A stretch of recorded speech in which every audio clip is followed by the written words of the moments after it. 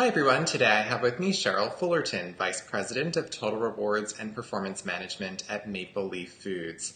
Cheryl will be speaking at our upcoming conference, HR Metrics Canada, which is happening June 18th through the 20th in Toronto. Welcome, Cheryl. Hey, Jeff. All right, so first things first here, I know that you'll be leading a session at HR Metrics Canada that looks at the need for turning HR into a data-driven unit. So how have you worked to turn HR at Maple Leaf Foods into this business segment that really is focused on data? Okay, good question. I think there's two things I want to point to. One is organizationally, we already have a culture where we expect employees to be fact-based in their decision-making. So we have very much an expectation that whoever comes to the table is going to come to the table with facts to back up any assertions or requests that they're bringing. But secondly, and probably most important for the HR function specifically, is we did an in-depth project a couple of years ago to create a people strategy. So when you're creating, I believe, a data-driven function in HR, you have to start with what you're trying to accomplish. So with the people strategy, we did the linkage between business strategy, people initiatives, metrics to track those people initiatives, and business impact from the people initiatives that we were impacting. And taking the whole HR organization through that exercise over a period of about 6 months really embedded understanding of what we were trying to achieve and how we were using metrics in order to track whether we were on track to achieve it.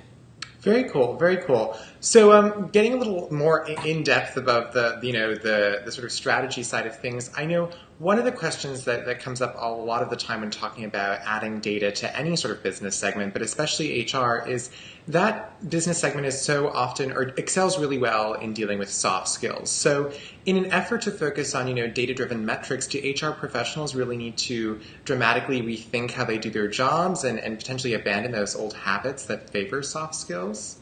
That's a really good question. The short answer is no.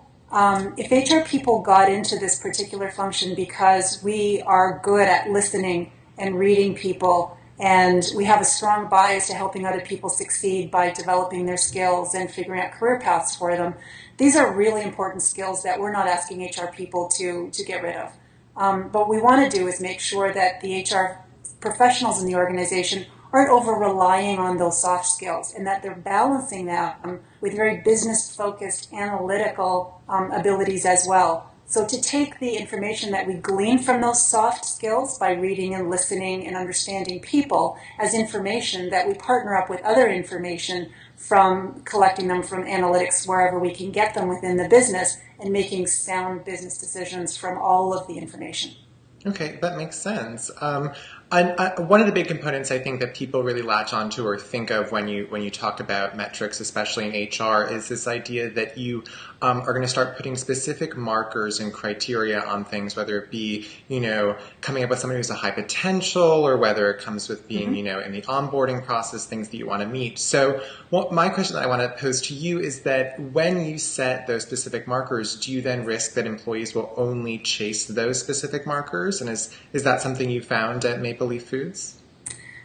Yes, when you pick metrics and you hold them up as being important to know if you're on track to achieve a business result, people are definitely going to chase those metrics, particularly if you tie incentive pay to them or performance results to them. And we do that here organizationally. I think the secret is to make sure that you pick those right few metrics to put up in front of people. If you measure too many and you put too many forward as being critical to the business, people won't be able to focus their attention on really what the most important thing is. So when you pick those few and you cue them up as this is what's critical for us, they will chase them, but if you pick the right ones, they'll chase them for the benefit of the organization because then you'll get the results that you need. I've got some great stories that I'm interested in talking about at the conference in a couple of months about really how queuing up those key metrics in Maple Leaf Foods have driven all the right behaviors from the HR team to drive business results. Very cool, very cool.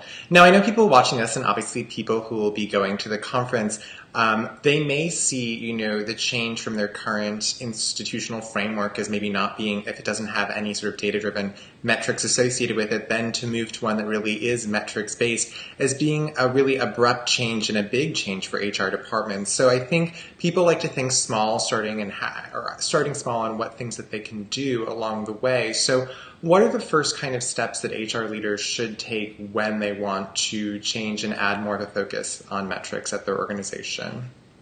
Okay, I tend to think of it in three different buckets. The first bucket being help your HR organization understand why it's important.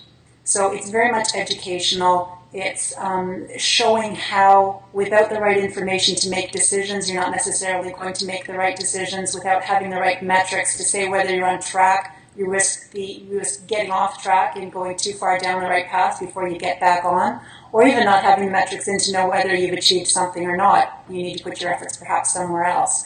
So if that education piece isn't there, you're not going to go anywhere. Second piece is building the skill and the capability.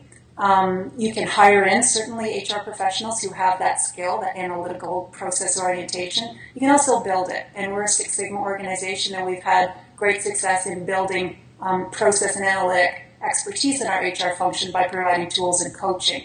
And the third bit is really making sure that the organization is prepared to speak with human resources in perhaps a different way than they're used to.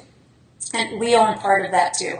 We own making sure that we are crisp in our communications and bringing data, the right kind of data, into conversations. And also, if we feel the business around it isn't ready to hear that, to try and influence and to understand how we can progress in that area.